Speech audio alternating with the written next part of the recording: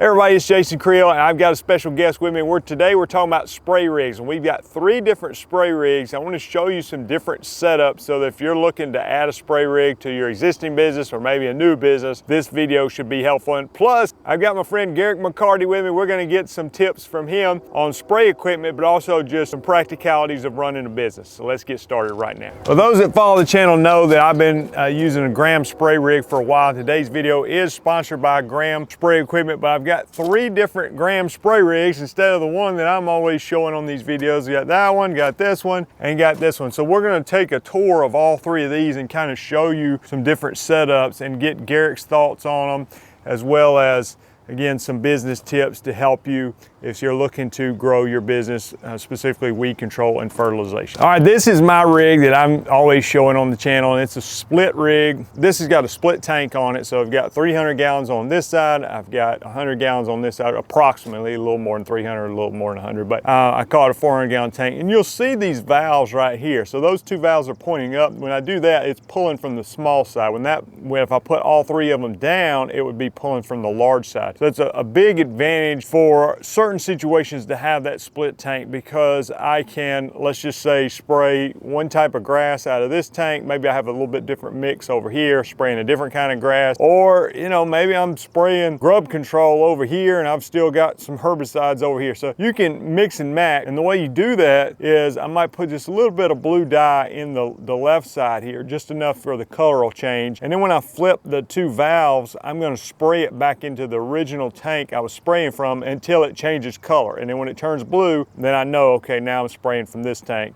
and I'm safe for whatever type of grass I'm spraying or whatever product I was looking to do. This particular one, and again, we're just going to compare some of the setups here. This has a little Honda engine, and this one has a bean piston pump on here. So on this larger side, it's got mechanical agitation, the smaller side, jet agitation.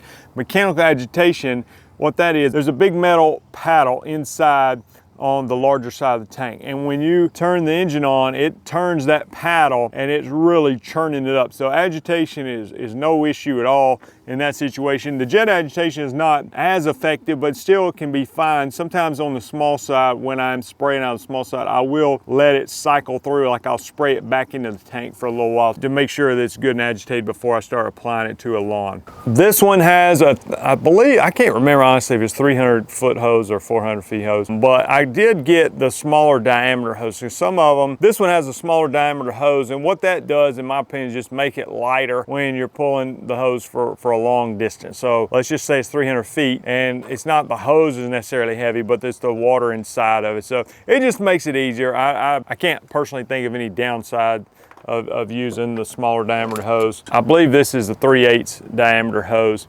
And you see the Let's Go gun I put on here, and I personally use the green nozzle. There's different nozzles for different, depending on how much volume's coming out, you can change the nozzle. The key there is just make sure you get a spray pattern that you like. So the green, I'm spraying about 2 gallons per 1,000 square feet with the green nozzle, and that gives me a good pattern that I like. If you were spraying, let's say 1.3 gallons per 1,000, then you might go to a different nozzle with smaller holes, like the yellow one I think is the next size down. The white one is the next size up. So if you were spraying a heavier volume, maybe the green would be too restricted and you might want to go with the white. All right, this is Garrett, and Garrett has been on the channel before, I'm pretty sure. We've done mosquito stuff, things like that, and Garrett has grown his business and doing, if you see on the side here, turf, mosquito, aeration, so he does a little bit all and got several trucks on the road. So Garrett, thanks for being with us. And I was going to just maybe give us a rundown on your 2 Graham rigs here and kind of talk to us about the differences between the 2. And then after we kind of give the overview, I want to ask you a little bit about what you would do and advice you would give to somebody that was starting out. So tell me a little bit about this rig here. Well, this rig is similar to yours, except the gallons are different from the start. I've got 100 gallons on my driver's side and 200, or roughly 200, on my passenger side. And I use it for similar applications. So we treat centipede and St. Augustine lawns, and I will use my small tank for chemical that's safe to apply on those types of turf. And then in the 200 gallon side, we treat our Bermuda and our Zoysia the same way. So we'll use the larger tank for that because we have more yards, more Bermuda and Zoysia yards. I like how you said safe on the Centipede in St. Augustine. It's safe, but not always the most effective. Garrick and I share our nightmare stories about dealing with centipede yards. So this is safe, but doesn't necessarily work very good. Well, we're trying to always improve here. Also similar to yours, we have the same setup with our valves. So we'll flip the valves to clean out one tank, and I don't put dye in it. What I've done is I've timed out how long it takes for me to get from one tank to the other. So we're right at 70 seconds. Okay. To get from one to the other. So we will filter, once we flip a valve, we time it to 70. And then we know we're in the other tank at that point. I got you. I never thought about that. And I noticed one thing difference, Garrick, we can talk about is, you know, mine's got the old flatbed here, and this has got a pickup style bed, and over there you've got a flatbed. So what would you say about kind of the pros and cons of pickup style bed versus flatbed? Well, the thing I'd like about the pickup style bed is that you can throw stuff in here and you don't worry about it slipping. Yeah, shuffling around too bad, and even if it does, it's going to be contained. So stacking up fertilizer in here, a spot tank or two to spray for weeds, is great with a pickup style bed. The part I don't like is I am old, and now I have to lift up these bags up out of the bed usually. By having to lift up, 20 or 25 bags over the course of a day, get a little tired. So I also occasionally will spray for mosquitoes out of a pickup bed like this, and you just have to make sure to lower the tailgate each time. So you have to unhook the spreader that I have on a hitch on the back of these trucks, and then lower the tailgate down to slide the mosquito sprayer off instead of trying to lift it up out of the bed. So you have one place right here at the back where you can get your slide your bags off or slide your mosquito sprayer off, and it just takes a few more steps with the pickup style.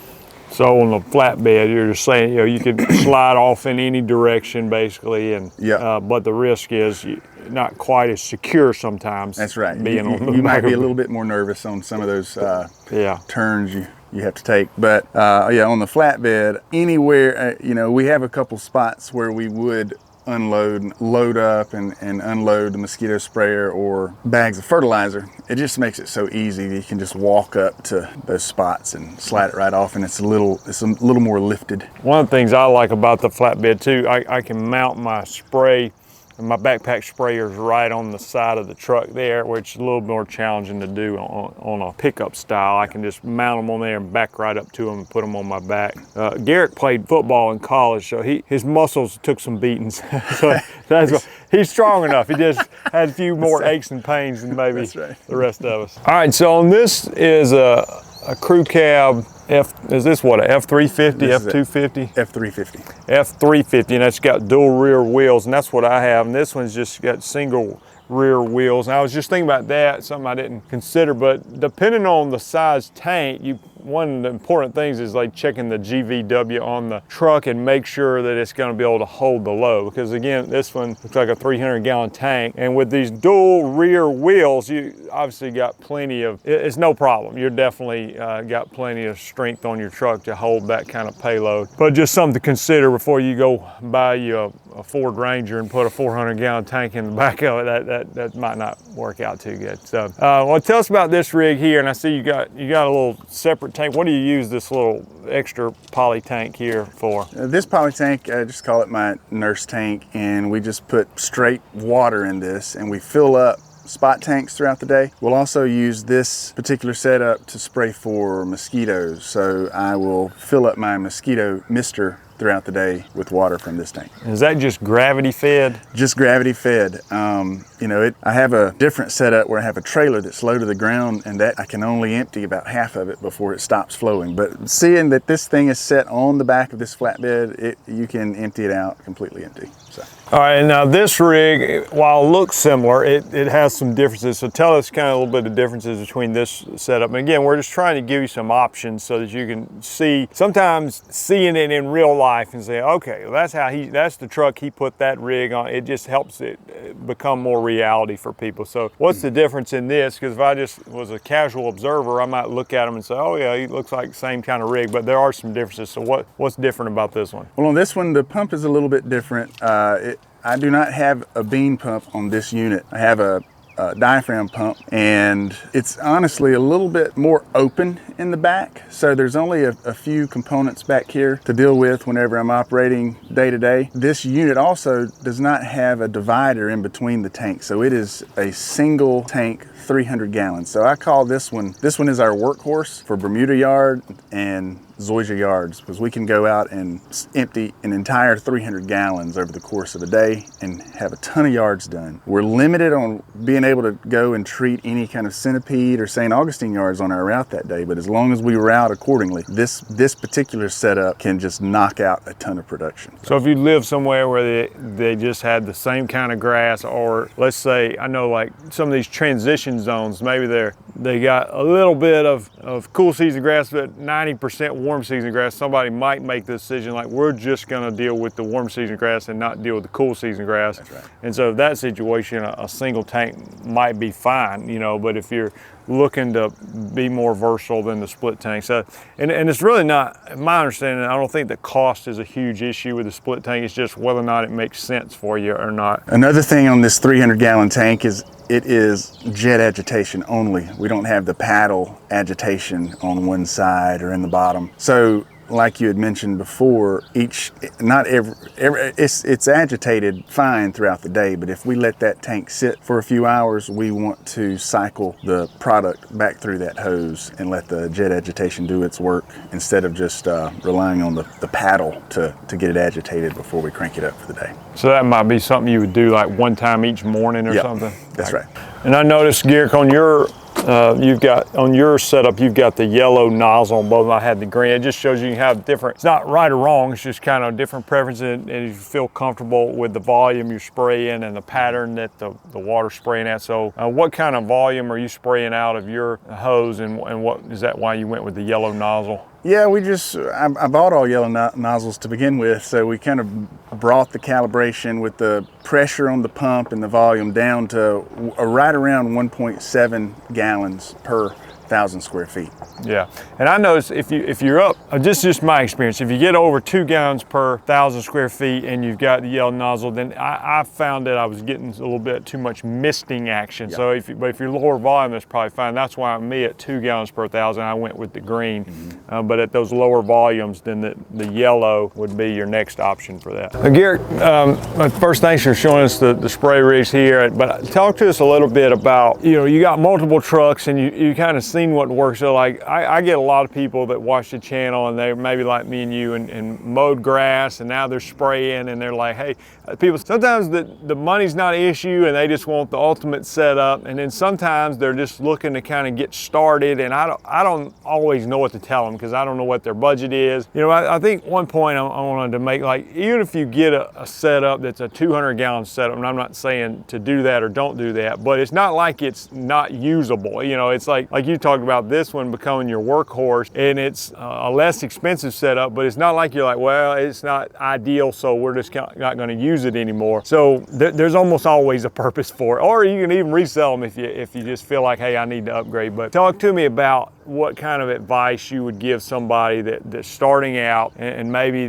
they don't have unlimited funds. What do you tell them to get going, what to do and what not to do? Well, I would say figure out, based off your area, what types of turf are you going to treat? And if it's similar, such as Bermuda zoysia only, then that might dictate what advice I would give. And if you're going to kind of go across the board and say, I want to do Bermuda zoysia, we're going to do St. Augustine centipede, we may do some cool season because we're a little further north, but you have a wider variety, that would change how I would answer that question. So if I was starting again here in Alabama, I would get a single tank, at least 200, ideally 300 gallon. And that way that will take you throughout the whole day. You won't run out at 1 p.m. and then have to come back to the shop and fill up, regardless of the type of volume you're spraying out of the nozzle. But if you're gonna do a wider variety of turf types, I would recommend getting a split tank, a 200 and 100, or a 300 on one side and a 100 on the other side, just to give you that ability to be out same day and treat different types of yards instead of driving past the next door neighbor who has a different turf type and having to come to that same neighborhood the next day or 2 days later. And it's also, you'll avoid some headache too, because when you put a sign sign in the neighbor's yard and you don't put a sign in the other, you might be getting phone calls of why you didn't treat that yard that day. So that's what I would recommend, depending on how you want to structure your the turf types that you want to treat. All right, tell me a little bit about, because you're dealing with employees, and it's a little different if you're out there. You're the one that's doing all the yards, and you know exactly what's going to be done, and you know every detail about your tank. But when you're putting other people in your truck and sending them out, I don't know, just we can talk about the tank if you want, but just in general business advice on, is there a sense where you're trying to simplify things and not make it overly complicated so that they don't screw it up? Because I tell people from my truck, you know, I think I've got 5 handheld sprayers and 2 backpack sprayers and a split tank. I mean, I could literally have 9 different products on there, yeah. But that's not exactly what you want to send somebody out with 6 months experience to do. That's so right. What are your thoughts on that? That's a great question. When I think about sending the guy that's been working for 6 months or 8 months or even a year, I want to keep it as simple as possible. And sometimes that means we're going to put something additional in the larger tank, and my costs are going to go way up. However, we want to make sure we are providing a high level of quality, keep it simple for the technician, so we add a product into the larger tank and every yard is going to get that additional product. Now, as they become more skilled in understanding and identifying weeds that are out there, then I think you as a leader can make judgment calls at that point, and you can pull things back out of the tank and put them into the spot tanks and say, hey, when you see these type of weeds, go and spray it. So I think it depends on how well you do as a trainer, and then how well they receive the training and can compartmentalize what types of weeds need certain type of weed control. So it varies on who you're hiring, how you're training, but in the beginning, I would think you would err on the side of, let's keep it as simple as possible and have them go blanket spray what that yard needs at that time. And you may think that 60% of my yards are going to have this weed in it, so we're going to blanket all of them, all 100%, as if that weed is existing in all of the yards for that day. It doesn't hurt the turf, but it hurts your pocketbook with cost. However, quality is there, and you don't have to rely on a brand new technician understanding every different type of weed he needs to treat. Yeah, that makes a lot of sense, because I think at the end of the day, your quality is what, in my experience with this business, it grows your business, because it's very much reputation based. Like if the quality starts to lack on your customer's, word gets around, and if the quality's excellent, then you're typically going to grow and ultimately start building that route density where neighbors say, you know, or they don't even have to talk. It's just like, hey, your yard looks better than mine. How come? You know, it's I think, not compromise on quality was a great point. And Garrett, as your business has grown, again, what any last minute tips you might share with the audience? Because a lot of these people are starting out, and it's applicable to mowing business as well as spraying for weeds and things like that. But any other business thoughts you'd want to share? I would say also, as you're starting out, try not to,